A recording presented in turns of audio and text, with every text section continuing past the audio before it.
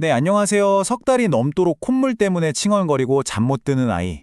그 아이를 안고 뜬 눈으로 밤을 지새워 보신 부모님들이라면 아마 그 막막함 다들 아실 겁니다.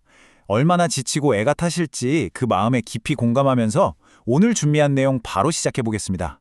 오늘은 부모님들의 그 피로 그리고 우리 아이의 답답함을 조금이나마 덜어드리고자 우리 아이 만성부비동염에 대한 자료를 꼼꼼하게 정리해 봤거든요.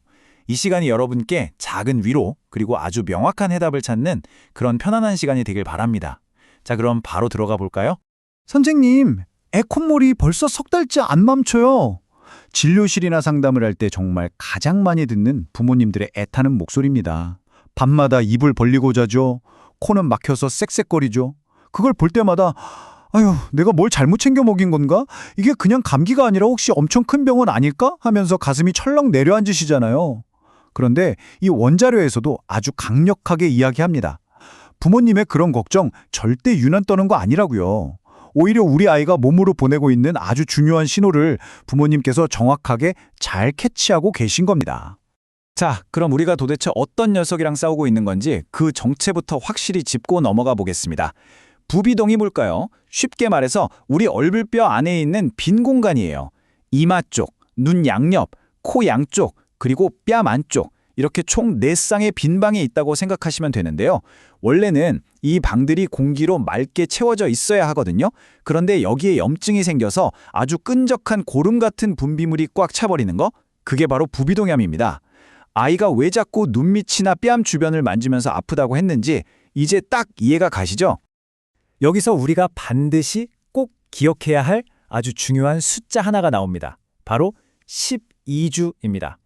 코에 생긴 염증, 그리고 그 누런 콧물 같은 분비물이 12주, 그러니까 석 달 이상 계속 떨어지지 않고 지속된다? 그럼 이때부터는 이게 그냥 흔한 코감기가 아니구나, 만성부비동염으로 넘어갔구나, 이렇게 보셔야 합니다. 이 12주라는 임계점을 넘는 순간부터는요, 우리가 일반적인 감기약 먹이듯 접근하면 안 된다는 아주 중요한 기준점이 되는 거죠. 그렇다면 지금 우리 아이는 어떤지 한번 체크해 봐야겠죠. 다음 5가지 경고 신호 중에 몇 개나 해당되는지 한번 세어보세요. 첫째, 누렇거나 초록색 콧물이 3개월 넘게 계속 나온다. 둘째, 코가 막혀서 자꾸 입으로 숨을 쉬고 밤에 코를 곤다. 셋째, 콧물이 목 뒤로 넘어가면서 가래 끄는 기침을 자주 한다. 넷째, 눈밑이나 볼 주변을 꾹 누르면 아프다고 칭얼댄다. 마지막 5번째, 음식 냄새나 맛을 잘 못 느끼는 것 같다.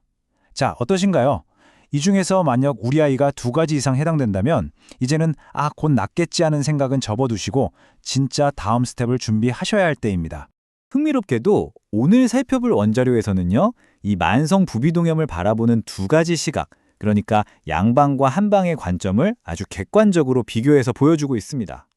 보통 양방에서는 세균 감염이나 코 내부의 구조적인 문제에 포커스를 맞추죠. 그래서 항생제나 스테로이드 혹은 수술 같은 방법으로 당장 눈앞에 보이는 증상을 빠르게 잡아내는 데 집중합니다. 반면에 한방에서는 접근법이 조금 다릅니다. 아이의 폐 기능이나 소화기 상태, 전반적인 면역력 같은 신체의 내부 환경을 튼튼하게 바꾸는 데 주력하거든요. 그러니까 당장에 불을 끄느냐, 아니면 아예 불이 안 나는 환경을 만드느냐, 이 차이를 아주 명확하게 설명해주고 있습니다. 한방에서 말하는 근본 원인 3가지를 살펴볼 텐데요. 첫 번째 원인을 설명하는 비유가 진짜 기가 막힙니다. 바로 약한 폐 기운인데요. 코는 폐가 관리하는 곳이라고 보면서 폐를 환풍기 모터, 그리고 코를 환기구에 비유합니다. 한번 상상해 보세요. 주방 환풍기 모터가 약하게 돌아가면 어떻게 되죠? 당연히 환기구가 제대로 안 열리니까 연기나 노폐물이 밖으로 못 빠져나가고 집안에 꽉 차버리잖아요. 똑같습니다. 폐의 기운이 약하니까 부비동 안에 고인 콧물이 못 빠져나가고 그대로 썩어버리는 거죠. 정말 한 번에 싹 이해가 되는 비유죠. 자, 그럼 2번째 원인으로 넘어가 볼까요? 바로 소화기, 즉 비위 기능의 저하입니다. 평소에 밥 먹기 싫어하고 뭐만 먹으면 배 아프자고 징징대는 아이들 있죠? 소화 기능이 약하면 우리 몸 안에서 음식을 제대로 처리하지 못해서 아주 끈적끈적한 찌꺼기가 생기는데요. 이걸 한의학에서는 습담이라고 부릅니다. 여기서 진짜 중요한 포인트가 뭐냐면요, 이 끈적한 습담이 몸 위쪽으로 쭉 타고 올라와서 코랑 부비동 쪽에 딱 달라붙는다는 거예요.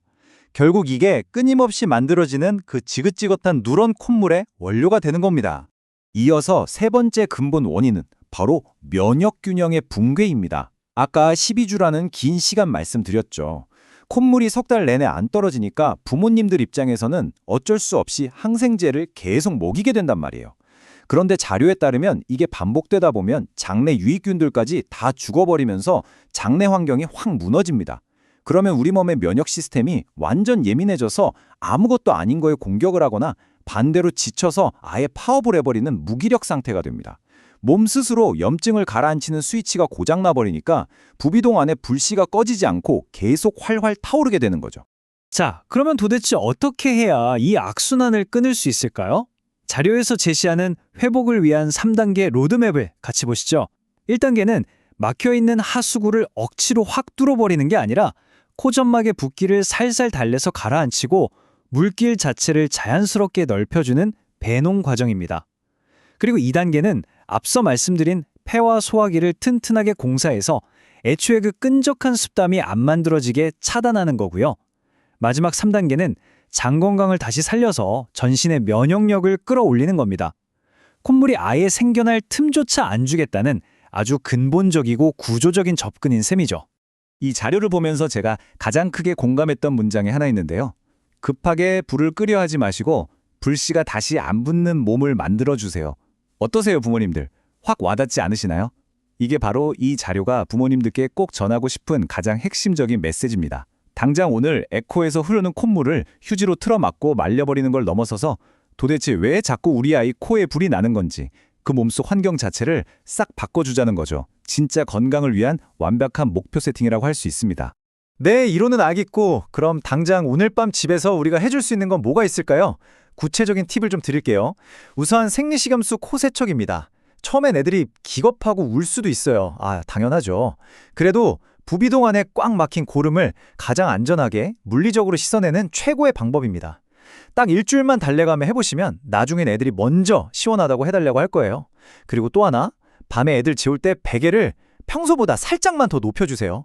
콧물이 목 뒤로 넘어가는 걸 중력으로 막아줘서 밤새 기침하느라 뒤척이는 걸 막아주는 진짜 꿀팁입니다. 그리고 또 하나 절대 잊지 마셔야 할 매직 넘버가 있습니다. 바로 50에서 60%입니다. 이게 뭐냐고요? 바로 실내 적정 습도입니다. 요즘처럼 에어컨 빵빵하게 트는 여름이나 보일러 때는 겨울철에는요, 이 숫자를 무슨 일이 있어도 사수하셔야 돼요. 집안 공기가 건조해지는 순간 아이의 코점막이 바짝바짝 마르면서 염증이 진짜 걷잡을 수 없이 심해지거든요. 가습기 청소 귀찮으시더라도 철저하게 관리하셔서 아이 방 습도는 무조건 이 쾌적한 구간으로 딱 맞춰주셔야 합니다. 여기서 우리 아이들이 조금 슬퍼할 만한 소식이 하나 있습니다. 피해야 할 음식들이 좀 있거든요. 아이스크림 같은 차가운 음식, 빵이나 과자 같은 밀가루, 그리고 찬 우유 같은 유제품들. 아이들이 진짜 환장하는 것들이죠. 하지만 자료에 따르면 이것들이 바로 우리 아이 몸속에 그 끈적한 노폐물, 습담을 폭발적으로 만들어내는 주범들입니다. 완전히 끊을 순 없겠지만 적어도 아이 코가 뻥 뚫려서 편안하게 숨 쉴 때까지 딱 그 회복하는 기간 동안만이라도 꼭 좀 제한해 주시길 당부드립니다. 마지막으로 밤새 기침하는 아이 등을 쓸어내리면서 아휴, 내가 일하느라 못 챙겨서 그런가? 내가 뭘 잘못했나 하고 자책하시는 부모님들께 꼭 이 말씀을 드리고 싶어요. 만성 부비동염 절대 부모님 잘못으로 생기는 거 아닙니다. 이건 그저 우리 아이의 아직은 연약한 면역체계가 엄마 아빠 저 지금 몸의 균형이 좀 깨졌어요 하고 보내는 작은 신호일 뿐이에요. 자, 오늘 이 신호가 어떤 의미인지 완벽하게 이해하셨죠? 앞으로 아이가 보내는 이런 신호들에 어떻게 지혜롭게 대처하시겠습니까? 부모님의 그 따뜻한 보살핌 속에서 우리 아이가 콧물 없이 새근새근 아주 깊고 달콤한 잠에 빠져들 그날을 진심으로 응원하면서 오늘 설명 여기서 마치겠습니다. 감사합니다.